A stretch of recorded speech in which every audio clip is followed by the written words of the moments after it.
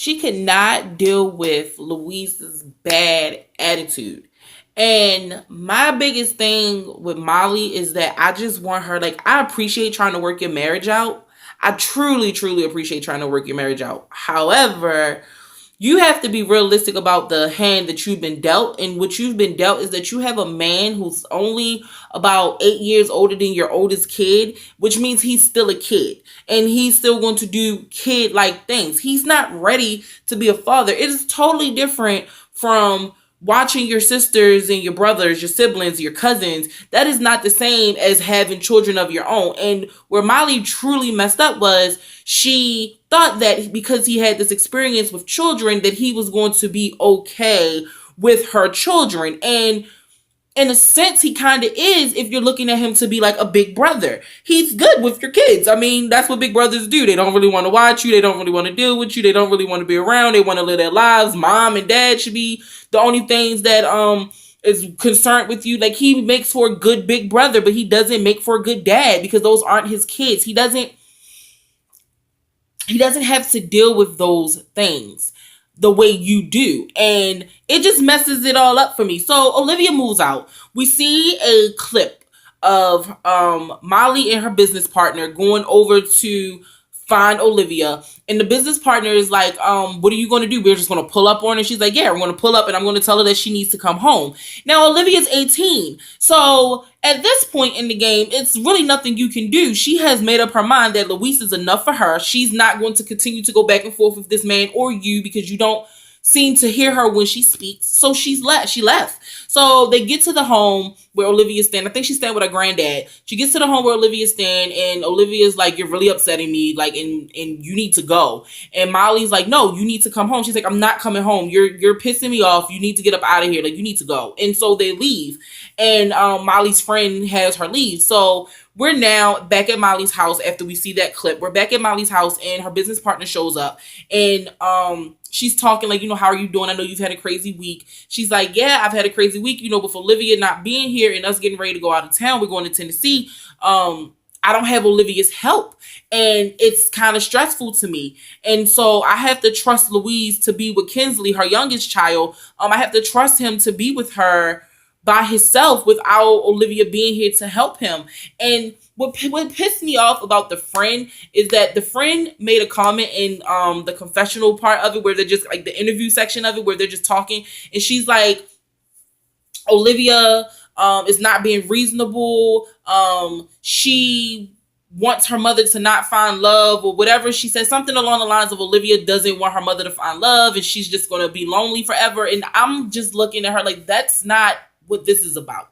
This isn't about Olivia not wanting her mother to find love. This is about her mother finding love and then just dragging him in without anybody knowing anything about him. He left her mother. He's disrespectful. He has no desire to be around Olivia or Kinsley. He's not a good person for this family, and you're trying to force a puzzle piece into a spot where it doesn't belong. He was supposed to be a Dominican Republic fling, and that's it, and you turned it into something else, and now you're seeing this person for who he is, and you expect that we're supposed to just deal with it with you. That's what I see when Olivia is speaking. I don't see a child who doesn't want her mother to be happy, because she constantly says it. I just want my mother to be happy. So I need you to do whatever it is that my mother needs you to do so that you can make my mother happy. And he doesn't do that. This is about the penile unit and Molly just being stuck up on whatever that is, because he doesn't do anything else. He doesn't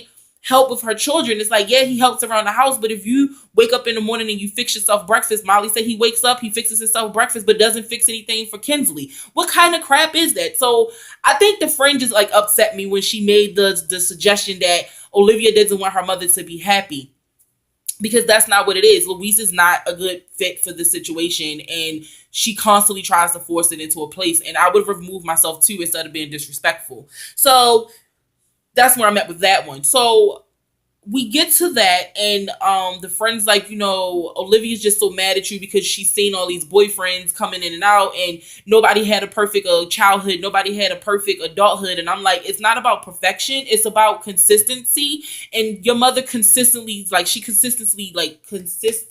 screws up.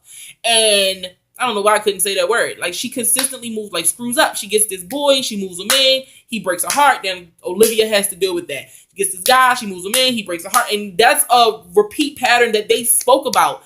And so it's just like, when people come into your situation and they don't know the whole story, or you're trying to speak my feelings for me, it irritates me, because she's sitting there talking about Olivia's just mad at you and she has to get over it. And that's not fair, because if you constantly bring people in and out of our lives and they never stay and they constantly break your heart, and then I have to sit here and like help you through that, and then you throw me off to the side when another man comes. No, that's not just like a weird childhood. Yes, people have worse childhoods, but that's emotional stuff that I have to deal with too. Clearly, that's a touchy subject. So let's move on. So it is the morning of Tennessee. Molly's talking to Louise, and she's like, you have to help me. Like, you have to help me. You have to wash the clothes. You have to clean the house. You have to make sure that Kinsley has her vitamins. You have to, like, help me. And Louise is like, what are you talking about? And she's like, what do you mean? What am I talking about? Like, you have to watch Kinsley. Olivia's not here, and you have to watch Kinsley. He's like, oh, okay. And she's like, why are you acting like you didn't know this already? And he's like, well, can I say something without you getting mad? And she's like, well, what do you have to say? He's like, well, can't she just go with her dad?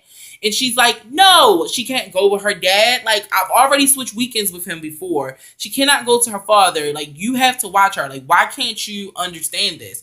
So Louise is like, oh, baby. Like, he starts that sweet talk stuff. Like, oh, baby, don't worry, whatever. And in his interview process, he's like, he's nervous because Kinsley's disrespectful and she's wild and he don't know if he can handle this. So like, as he's helping Molly finish up her packing, they walk down to the car and he helps her load up her suitcase. And she's like, listen, she needs a vitamin. She needs to do her homework. She needs to do this. And it's like, he's talking and he's like, yeah, babysitter. I get it. I got it. And she's like, what? And he was like, babysitter. I get it. I got it. Don't worry. I got it. Don't worry. And she's like, why would you say that? Like, why would you say that you're just a babysitter? You don't mean that. Do you mean that? And he's like, oh, I'm just a babysitter. It don't matter how I feel. You go have a good time. And she's like, that's not funny to me. Like, that worries me. You're not just a babysitter. Like, why did you say that? He's like, don't worry. And he like brushes her off and he goes in the house and he shuts the door and she gets in the car and she starts to kind of like break down a little bit because Olivia is proving a point here in my head. You keep tossing me to the side every time a guy comes around, and then I keep letting you like do that to me, and then you want me, when these guys don't work out, then I have to be responsible for Kinsley, and it's not fair. Like, I have a life too, and you keep making these decisions without thinking about how it impacts my life. So Olivia has opted out of helping with Kinsley or her mother because she no longer lives in the home. So she calls her mother. Molly calls her mother and she says, Mom, I'm really not comfortable leaving Louise with Kinsley by herself. Can you please go stay at the house and watch Kinsley? Like, help watch Kinsley. But in my head, it's like, can you please go get Kinsley because he's not. And it's kind of disheartening to see it because Louise doesn't want to be a parent. And I don't understand why Molly doesn't understand that Louise doesn't want to be a parent. And she's trying to force him to do something he doesn't want to do. And so it's like she was making a comment to him, like, she was getting irritated and she just didn't know how she felt. I mean, this is next Sunday. And he was like, are you thinking about kicking me out your house again? Like, is that what you're thinking about doing? And she kind of like hunches her shoulder. But in my head, it's like, dude, you really don't want to be here. You don't. Molly is like a cash cow. She owns a business. She's been on TLC before about her bras. And so she has some money. Her business is not, you know what I mean? Like, she's been on TV, on TLC specifically before. So you just see dollar signs. And she's like, he can't get a job until he gets his green card. And I'm just like, that's cool or whatever, but he can go home. Like, he can go. He can go home. And he's not going to live over here in the States off of my dime for the next 10 years. And we're not together. And he's like living it up in LA somewhere with his brothers or wherever it is he's at. Nope, we can get a divorce. He can go home. Like, the idea has fallen apart, Molly. And I wish you would just understand that and just let that man-child go be a man-child back at home where he can live and party and drink and get drunk and screw different women every night when he wants to and live his life. Stop trying to force him to be a dad. He doesn't want to be a dad. And that's where I'm at with that one. Our last couple, guys, is Nicole and Asin. Asin has let Nicole know that he did not get approved for his K1 visa. So he's not coming to the States. And Nicole follows up with an email saying that the visa was denied. It doesn't tell her why. So she has to go to a lawyer's office. Now, Nicole is 23, Asin is 20 something. It doesn't really matter, honestly, you guys. And Asin can't keep a job. And he says that he can't keep this job because Nicole is calling him all day long and he can't be on the phone. And she says things to him like, don't worry, quit the job. I'll send you money when you need it. But I need you to talk to me. Like, Nicole has admitted that she's done that. And she's the reason for why he cannot seem to keep a job. So she goes to this lawyer's office and she's like, listen, they're telling me that he's not approved for this visa, but they're not specifying why. So the lawyer's like, well, have you reached out to anybody? We can appeal it, but we need to figure out what it is that we need to appeal.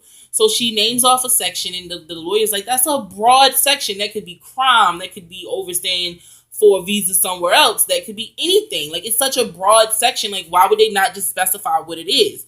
So the lawyer lets Nicole know, listen, if this is a real letter, they're going to send you an official one outside of your email. They're going to send you an official one, and in that official one, it should break down exactly why Asin could not come over to the States. What made them say no?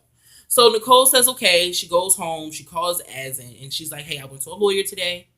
I'm upset that you didn't get approved. I went to the lawyer today, and we're just trying to figure out what it is that we need to do. So she starts asking questions like, are you sure you're telling me everything? He's like, yes, baby, I don't, whatever. And so they come up with a plan that I didn't even know was an option. So they come up with a plan for a different way to get a visa. And what has to happen for this visa is that Nicole has to go to Morocco. And she, as a United States citizen, has to go get married in Morocco and then has to file for a different type of visa, a spousal visa, instead of a fiancé visa. She has to file for a spousal visa so that she can bring Asin back with her when she's ready to come to the States. Now, that's all fine and good until she says, I plan on staying over there for the entire stint until, which is about a year, she says, 6 months to a year. Until he gets approved. Then once he gets approved, then we'll be coming back over here as a family. Now, this is the plan that the two of them come up with. And I think it's the stupidest plan that I've ever heard. Because the last time she was in Morocco, the last 2 times she was in Morocco, her and Asin get into these big explosive arguments. And at one point last season, she put her hands on him. So this is different, okay? Like, you're an American citizen who's going back to America. If you do that there this time and you're living there, like, you're like looked at as a citizen until your visa is cleared or whatever the case may be, because I'm assuming she's going to be wielding a double visa in order for her to move back and forth between Morocco and the States. For you to, a double citizenship, for you to do that and you hit him, like, it's a different law for you. Like, you can't just be like, you know what, I'm going to the embassy, I'm going home, I'm tired. Like, that doesn't happen. So I just think this was the stupidest plan that she could think was a good. I don't care. I care because she's taking May, her 2-year-old daughter, who doesn't need to be in Morocco for a year away from her family. Like, culturally speaking, would it be good for May? Yes. But would it be bad for May? Yes. Because this is a child who is being snatched away from her family. And she keeps saying that, well, I know her, Asin's family loves May. And it's like, that's not the issue. The issue is, does May love Asin's family? You're taking her away from her grandparents, her cousins, her uncles, her aunts, her grandparent. Like, dude, like her granddad, her stepmom. Like, what are you doing? So she tells her mother, and her mother's like, what? You're doing what?